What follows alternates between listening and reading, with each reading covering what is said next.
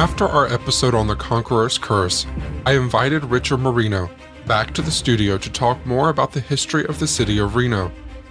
In that earlier episode, we discussed the ill-fated Howard Hughes film, The Conqueror, that resulted in the eventual deaths of more than 30% of its cast and crew. Before visiting Reno this spring, my only exposure to this city had been the TV show Reno 911, so I was basically expecting a giant trailer park. By the time we left, it was one of my favorite cities from the trip. Incidentally, I later learned that none of that show was filmed in Reno, so everything you see is somewhere in California or Oregon. One of the reasons I invited Richard back was to help introduce us to the real Reno, which was known for decades as the divorce capital of America. Divorce was so central to Reno's identity that getting divorced here was known as getting Reno-Vated. I asked Richard why this was the case. Basically, when it became a state, Nevada had made divorce legal, then made it illegal, like a lot of Western states. It fluctuated. In 1931, there were two things that occurred that were really key to the future of the state of Nevada. And that was the year that two bills came up. By then, divorce was legal, but I believe you had to live 6 months in order to get a divorce. But in 1931, they lowered the requirement to 6 weeks, and it became known as the cure. Basically the 6-week cure. And it was no-fault divorces, which also made it a lot easier because prior to that time, not only did you have to become a resident of the state for at least 6 months, but you also had to have a reason, cruelty or alienation or whatever. And you'd have to prove that. This was no fault. So that was a big deal when the legislature approved a bill that basically lowered it to 6 weeks, which was by far the lowest in the nation for any of the states, and said that you didn't really have to have a reason. It was no fault. The other thing that occurred was they made gambling legal that year. It had been legal for a while, then illegal, then legal. And they finally said, you know what, we need, for economic development reasons, we need to just say it's legal.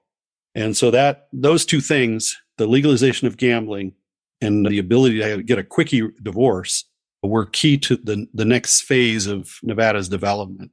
And so then after 1931, you started to see the development of dude ranches, especially in the Reno. And in those days, again, Vegas was still tiny in 1931. So it was a factor, but it wasn't as big. Reno became known as the divorce capital of the world.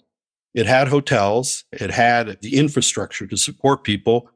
And they started building apartment complexes specifically for divorcees to stay in. And most of the time they were women that would come to get a Reno divorce, to get the cure, as they called it. And they would stay there for 6 weeks. And then as part of that, these dude ranches also started to develop where you could go stay at a ranch that was on the outskirts of the town of Reno for 6 weeks, get a cottage there. Usually they stocked them with these handsome cowboys who would take care of all your needs. I think it was at this point in the interview that Kim stepped out of the room. We haven't seen her since. She's my assistant. In some cases, these women would get a divorce and immediately marry the cowboy they met at the dude ranch. So there were, down in Washoe Valley, there were a couple. The south part of Reno, there were a few in areas where now it's all developed with houses, et cetera, and Walmarts. But there were a couple of others that developed. And then around Pyramid Lake, there was some pretty well-known ones that were developed, these dude ranches. If you were with us for our History of Las Vegas with Mark Hall Patton, you recall the importance of marketing for the growth of Nevada. It may be that no state in American history has marketed itself more successfully than this one. And few things sell like celebrity. Reno, like Vegas, did whatever it could to attract the rich and famous, and when they arrived, did whatever it could to make them as comfortable as possible. Cornelius Vanderbilt owned one. He had come out to Reno to get a divorce and then decided to stay. He liked it so much. Cornelius Vanderbilt, I think the fourth. And then he ended up developing his own ranch out near Pyramid Lake. that catered to these folks. And usually they were wealthier women who would come out. The wire services, the newspaper wire services, actually in those days had reporters in Reno who would just camp out at the train station. Maybe they'd get a tip that like some celebrity was going to come to Reno to stay there for 6 weeks and get a divorce. And so you would have like AP and UPI reporters camping out at the train station. Oh, look, it's Gloria Swanson. Let's go grab her, and try to get a quote from somebody. There were attorneys. That's all they did, was they specialized in divorce. Reno really became like this divorce mill where a whole industry cropped up to cater to that. And then Vegas started doing it. And as Vegas began to grow, particularly after World War II, with the opening of the Flamingo in 1946, and then the development of the Strip and some of the other things that were the El Rancho and some others down in that area, you really started to see Las Vegas cater to it. And then I think by the 1960s, Vegas's population had replaced Reno as the biggest city in the state. And you started to see a similar switch in the number of divorces as well as marriages really growing in Las Vegas. And that's the other part, is the marriage industry, which continues to still be huge. I don't think there's a blood test required, no waiting. You can go find yourself an Elvis pastor in Las Vegas and go to a drive-through practically and get married right away. Thank you. You're good. You're a good audience, ladies and gentlemen. Thank you very much. I just saw a couple days ago where Elvis's people will no longer let them license the rights to let them use. I saw that too. But then yeah. I saw Priscilla came back and said, but we'll work with you. Oh, that's funny. So I don't know. Pay the right amount. We'll work with you. I think so. I think Elvis will still marry you. Yeah. That's so, funny. but if you don't do Elvis, you can do Star Wars. They have all kinds of themed weddings you can do down in Las Vegas. But yeah, I mean, divorce, why Reno and Las Vegas really don't cater to that as much anymore is that other states have changed all their laws, and it's much easier to get a divorce. I mean, there were some states where you had to wait a year, to be, a resident, at least a year, and then you still had to show cause, et cetera. And so as the divorce laws loosened around the country, that industry went away. One of the chapters in Richard's book, Nevada Myths and Legends, focuses on the so-called Lost City, now buried beneath Lake Mead. In the early 1930s, the remains of a 1,000-year-old Native American city were discovered in the area, soon to be flooded by the Hoover Dam. Construction on the dam continued, and archaeologists and historians raced to save what they could before the city was covered by water. Today, the Lost City is buried beneath Lake Mead. The Lost City is basically an archaeological area where several thousand years ago, Native American people, and we're not sure which Native Americans these are because they didn't leave any kind of written record, but they settled along the banks of the Overton River, now known as the Overton River, down in that area there. And so there was a whole series of settlements that grew up there in that area. And they mined salt and they raised crops and things like that.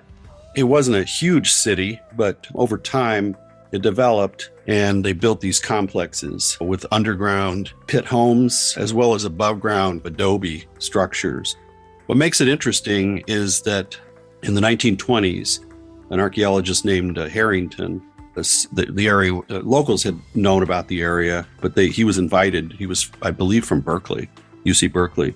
He came out and he started excavating in the area, and he called it the Lost City. And in that period of time, in the mid-1920s, archaeological digs were something that you could splash on the front page of the newspapers, and where did they go? What happened to the Lost City? That kind of thing. And Harrington was not above promoting. And so they did, and they started finding all of these artifacts from this civilization that was there, this so-called Lost City. And then why it's interesting to us today is that they were able to preserve that. And there's now a museum that is literally on the site of the archaeological dig. They've also built replicas of the different types of housing from the different eras, because at a certain time they built this kind of housing, then later it was this above ground type of housing. And so when you go there, you can actually go in one of these adobe structures and see how it's been rebuilt, or at least reconstructed. You can look into a pit house and see what they did. And when I've been there, what I find interesting is to actually see what the archaeologists were doing, because they built this around the actual site. So you can see the foundations, the tags that they put on things, and get a sense of how they operated. The interesting part of the story is, of course, they discovered this in the mid-20s. They start to build Hoover Dam in like 1930, completed in 1931. It starts to fill up Lake Mead with water. Well, a lot of this area where the lost city was located is now under Lake Mead. And so Harrington and the other archaeologists were out there trying to scramble and grab everything they could to put up in the town of Overton, which is where the museum is located today, before it was all submerged. And of course, I'm sure they said, no, don't build this dam. It was an era where you didn't go get the environmental impact report on something.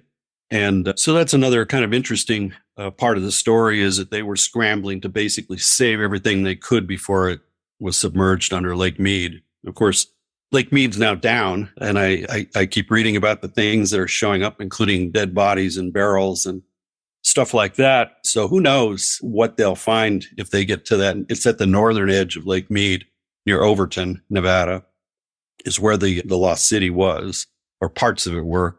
So it's a whole area of civilization. It's not like just one area. And it really kind of gives you a picture of that prehistoric time in Nevada when white men had not arrived and these native people were there.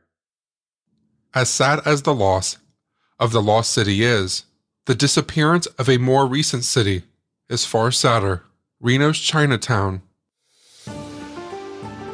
During the railroad boom of the mid-19th century, huge numbers of Chinese came to America to work on the railways. Other immigrant groups, like the Irish, were also enlisted, but the most dangerous and deadly jobs often went to Chinese. When they built the Transcontinental Railroad in the 1860s, there were two groups. There was the Union Pacific group, which was coming from the east, and then there was the Central Pacific Railroad coming from Sacramento, from the west. And the idea is that they would eventually meet somewhere. The Union Pacific was basically using Irish immigrants to build the railroad. And the Central Pacific, because there just weren't a lot of people, they needed more folks than they could. They tried hiring Irish immigrants, but San Francisco just wasn't that large, and you didn't have that population base. They ended up importing Chinese workers. The Central Pacific hired just thousands of Chinese workers, single men, to come over and work on this railroad. And they did. It was dangerous work also, which is why a lot of, others probably didn't want to do it. And the Chinese worked cheap. They worked a lot cheaper than white laborers did, or European laborers. And so during that period of the mid-1860s to about 1869, they were the ones doing all the hard work going through the Sierra Nevada range, building the tunnels, because there are several places where the train literally goes through the mountain. And so it was really tedious, hard work to do. And they built it. And then the railroad basically said, hey, thanks. And once they completed the railroad in 1869 in Promontory Point, Utah, where the two lines met, all the Chinese along the way were let go. They were basically said, hey, thanks for all your help. Here's your last paycheck. Good luck. So they kind of drifted to different communities to try to figure out. Some went back to San Francisco. Some went back to China if they could afford it. Some went to Sacramento. But you had a number of these communities begin to have populations and communities of Chinese living there. Some brought over family once they were established. And before there were any kind of immigration controls on Chinese coming to the U.S., that was another congressional act that came later. And Reno was one of those places because it was right on the train track. The immigration control Richard is referring to is the Chinese Exclusion Act of 1882. Chinese nationals were unable to immigrate to America for a full decade. But by the time that law passed, thousands of Chinese laborers had already entered the country and were beginning to build different, quote, Chinatowns wherever they gathered. A small Chinatown developed right in downtown Reno along the banks of the Truckee River, right near where Virginia Street is and to the east of Virginia Street, over in that area. And so initially, the Chinese were there. The only work that they could get was essentially what you would think of as women's work. They did laundry. We now think of as like that traditional frontier Chinese work, but it was basically work that white men didn't want to do. And so they did those kinds of jobs. And it really wasn't until, the late 1890s, there was a couple of factors that came into play. One was the rise of an anti-immigrant political party called the Working Man's Party, which got a foothold in Reno. And it was basically an anti-Chinese group that wanted them out, wanted to get rid of them. And so there was that. And then on top of that, apparently, the Chinese-owned company from San Francisco had gotten a contract to build a major construction project, a ditch, for irrigation purposes. And so there was a lot of resentment.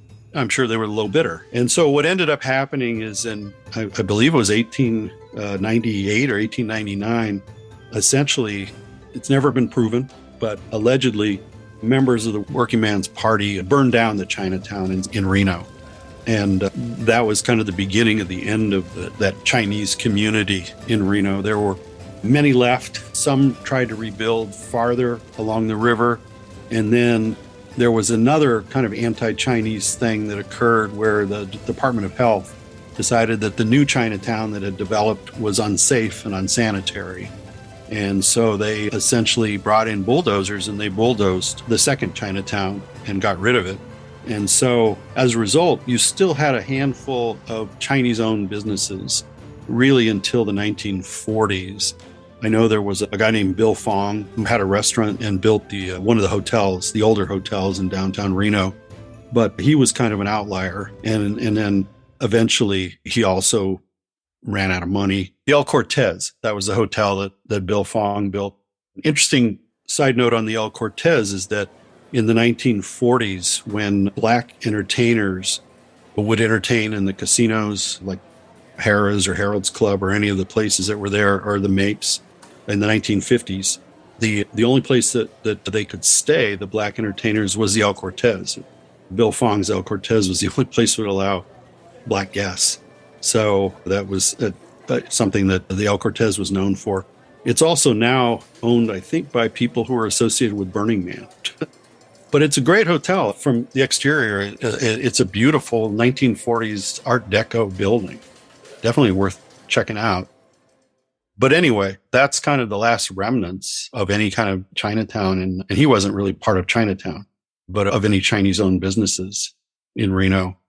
So like a lot of places, they were kind of pushed out. I know in the town I grew up in Napa, there was a Chinatown down near the river there, and the same thing occurred. They burned them out, and most of them ended up moving back to San Francisco. So sadly, that was not uncommon because of the racism of the times. After hearing that story, I'll never look at another Chinatown the same. And I'm grateful, as we all should be, that so many of these towns have survived. If you haven't spent time in one of these areas, make it a point to visit the next time you're close. The food is amazing and authentic, and that's really all you need to know. You can figure the rest out on your own. As we finished our conversation, I invited Richard to share about his upcoming project, a book focused on the writing style of Mark Twain. Sure. I just finished a new book, and it's tentatively, I don't know if this will be the final, the manuscript's been accepted. The title, I think, is going to be When Fake News Really Was Fake. And it's essentially a book about 19th century, early 20th century journalists in Nevada who made up stories in the newspaper. And it was a pretty common thing. Mark Twain is probably the best known, where he would write, they call them hoaxes, but essentially it's fake news. You'd write a story and it would be a parody of something, or you were trying to get back at a political enemy, or for whatever reason. And it turns out Twain was, as I started to do my research, was only the tip of the iceberg. I found at least a dozen or more other writers from that same era. And we're talking roughly 1862 to about 1912 that they indulged in this. And it was a time when most of these were small papers in mining towns. Usually the editor owned it. It wasn't owned by a big conglomerate. And so there was a lot more freedom in that sense. And I think newspapers in those towns at that time were more complete entertainment. It wasn't just to get you news. They ran recipes sometimes, poetry, short stories. There was a lot of different things that you'd find in the pages of a 19th century, early 20th century newspaper.